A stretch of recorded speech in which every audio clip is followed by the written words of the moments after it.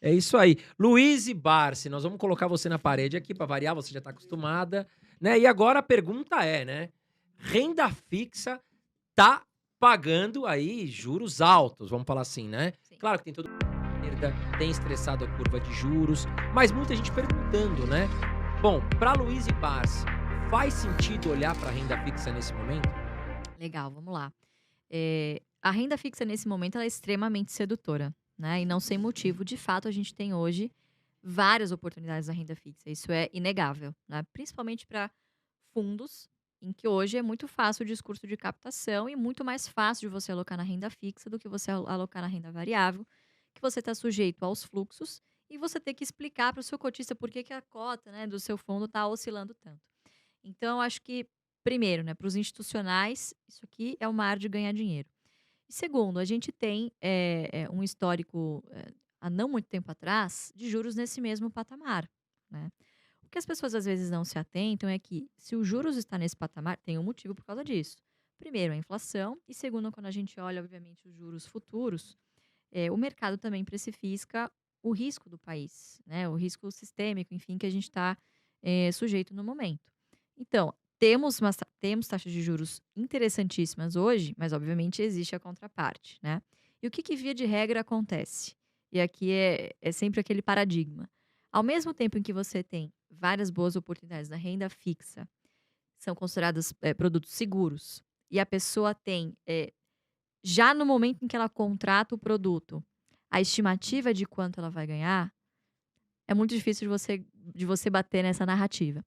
Por outro lado, se você abdica dessa segurança, né, e continua comprando boas empresas a bons preços que paguem bons dividendos, ninguém me contou, eu vivo isso hoje na minha carteira. Então, nessa mesma época, uma época muito parecida, vamos por lá atrás, né, com Dilma, a gente sofreu mais ou menos a mesma coisa. Os ativos lá embaixo, né, mas numa situação um pouco diferente, porque as empresas não estavam tão capitalizadas. A gente estava saindo de uma recessão, né, mas continuamos comprando. E qual foi o resultado disso? Colhemos hoje, em boa parte da nossa carteira, um dividend yield on cost superior, eu diria, a 30, 40%, que é muito superior ao que a gente vê hoje na renda fixa. Mas, de novo, você precisa abdicar de alguns anos, né, hoje não sabemos quanto tempo, meses, dessa segurança, para obviamente colher algo que não é garantido lá na frente. Então, são poucas as pessoas que atendem, né, que possuem as características necessárias para correr esse tipo de risco, porque é um tipo de risco. Obviamente, a contrapartida disso é que você tem potenciais de ganhos de multiplicação de capital e de ganhos de dividendos, enfim, muito maiores. Mas não é todo mundo que está disposto a correr esse risco. Então, o que a gente vê agora é um mar de gente saindo da renda variável e vendendo as suas ações a qualquer preço, no prejuízo, inclusive, Ontem pra mesmo um amigo meu falou isso: "Ah, eu vou vender todos os meus fundos imobiliários e vou para renda fixa". Eu falei: "Calma, exatamente. respira". Exatamente. Mas por quê? As pessoas estão sempre, em busca do que é melhor agora. Tira tudo de onde tá e vai para renda fixa. Aí a renda fixa cai, pum, tira tudo da renda fixa, aí vai tudo para bolsa. Quando na verdade você devia pensar em portfólio. Eu divido o meu em 3 caixinhas, sempre falo isso: curto, médio e longo prazo. O curto, reserva de emergência, reserva de oportunidade, precisa via de regra ficar numa renda fixa com liquidez diária, né, ou imediata, enfim, uma liquidez rápida, para que você possa dispor dos recursos rapidamente. A de médio prazo, em que você pode se dar o luxo de, também na renda fixa, pegar alguns produtos com uma carência maior. Então, às vezes, você pega, né, algum título com vencimento um pouquinho mais longo para levar até o vencimento mesmo.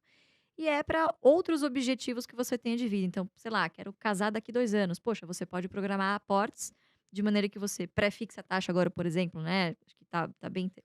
Acaba chamando a atenção essas taxas que a gente tem agora de 14, quase 15%, enfim, no pré-fixado. Você pode pré-fixar isso e, poxa, daqui 2 anos você vai colher com uma boa rentabilidade, os recursos que você sabe quanto você vai sacar lá no fim, porque você vai precisar desse recurso. Então, essa é a caixinha do médio prazo. Vou casar, vou comprar um carro, vou fazer um intercâmbio, coisas desse tipo. E tem a terceira caixinha, que é a do longo prazo. Essa caixinha, de novo, você precisa pensar com uma cabeça de, eu tô assim, nivelando por baixo, no mínimo 5 anos.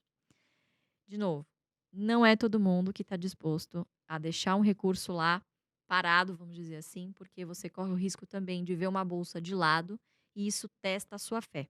por muitas vezes. Você vai olhar para o lado, o seu amigo ganhando rios de dinheiro na renda fixa ou em algum outro investimento, e você lá amargando uma bolsa de lado, aí vem a frustração, vem o pessimismo, Ansiedade, a né? ansiedade, as pessoas começam a vender. E aí a famosa frase do Warren Buffett, né? Quando as ações retornam de fato aos seus verdadeiros donos, que é quem tem essa cabeça do longo prazo e sabe que momentos como esse que a gente está vivendo são de oportunidade, né? Ô, Lu, me fala uma coisa, porque assim, todos meus amigos que estão saindo, que estão vendendo ações, fundos imobiliários, que inclusive a gente sempre fala, né? Não vai vender na baixa, mas infelizmente a gente continua vendo esse movimento inverso. Sim. O que está acontecendo? Muita gente aqui tem medo. Como é que vai ficar agora os investimentos com o governo, né, com o Lula? Como é que fica isso? Onde eu devo investir? O pessoal está preocupado. Sim. Você acha, falando um pouco da sua visão, até para tirar dúvidas das pessoas, que o Brasil corre um risco de virar uma Venezuela, uma Argentina, com Lula chegando? Ou você acha que isso é um pouco absurdo? Uhum. É possível? É. É provável? Não acredito. Não acredito de fato que isso, pelo menos, ocorra num horizonte e que seja algo rápido, né? Acho que tem 2 fatores muito importantes que a gente viveu e vive hoje, né? E diferente do que acontecia em outros governos do PT do passado, né? O primeiro fator é a internet. A rede social hoje tem um peso muito grande. Então, às vezes, coisas que não são noticiadas na mídia estão sendo faladas na internet, né? Então, não acho que... bom, o mercado mesmo passou o recado muito bem nesse último mês, né? E em muitas coisas, o governo já viu que vai ter que ceder e vai ter que sim sentar para negociar com o Senado, com o Congresso, enfim, e de que isso não vai passar batido. Ninguém vai dar carta em branco para ninguém, né? Todo mundo vai ter que se explicar e, poxa, se quiser jogar o jogo do mercado, assim será, né? Então, acho que as redes sociais têm um peso muito, muito importante disso, diferente do que a gente tinha há 10 anos atrás, né? O negócio evoluiu bastante.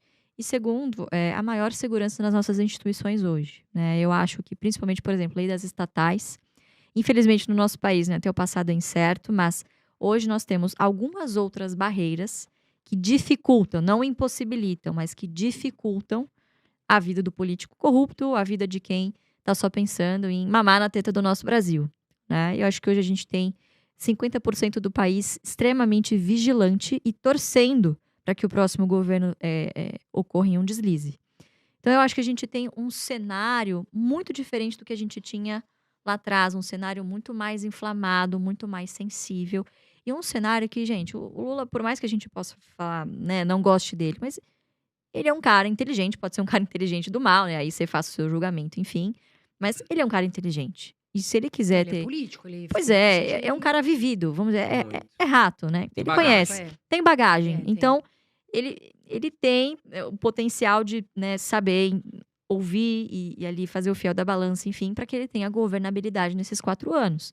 E, obviamente, que ele vai querer garantir um sucessor. Então, eu acho que a gente tem aí bons contra-argumentos de que o Brasil, eu não acredito que o Brasil vá virar a Venezuela, pelo menos não tão rápido. E se você acredita nisso, acho que você precisa mudar de país imediatamente, né? As pessoas dizem muito isso. Ah, poxa, vai virar a Venezuela. Mas geram emprego aqui, pagam seus impostos aqui, estão comprando casas, imóveis, investindo na renda fixa, né? E não estão dolarizando, não estão saindo 100%. Se você acha que vai virar Venezuela, você tem que sair. Não pode ter mais nada aqui. Concorda? Eu também acho que o Brasil não vai. O Brasil é um país forte, é um país que tem boas empresas, um país de oportunidade. Sim, a gente vê, foi o que você falou, né, André? A gente tá vendo a questão do Lula, mas a gente tem todo um congresso de direita, né? Então a gente também tem ainda essa política liberal que para nós ainda, né, é muito melhor. Então, assim, as pessoas estão com muito medo de investir. Ah, não vou investir. Gente, investir sempre, tá? Não importa se é Lula, se é Bolsonaro ou se é outro. A gente tem que sempre pensar em investir. Esses últimos anos ficou bem claro para nós, né? Com pandemia, com essa mudança política que assusta as pessoas.